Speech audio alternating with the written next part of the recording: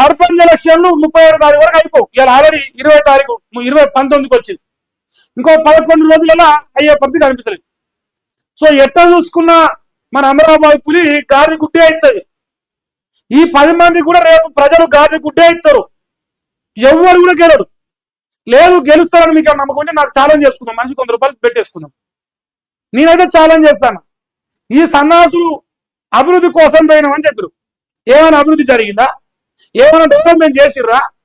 ఆఖరికి సొంత కాంగ్రెస్ చేసినోనికే డెవలప్మెంట్ లేదు. వీళ్ళు అల్లకెళ్ళి అనుకుని వీరికి ఎందుకు ఇస్తారు? సో వీళ్ళు మంత్రులు అయింది లేదు, అభివృద్ధి చేసుకుంది లేదు. పైగా ఇప్పుడు రేపో మాపో వేటు పడితే రేపు ఓటు గెలిచే బతుకు లేదు.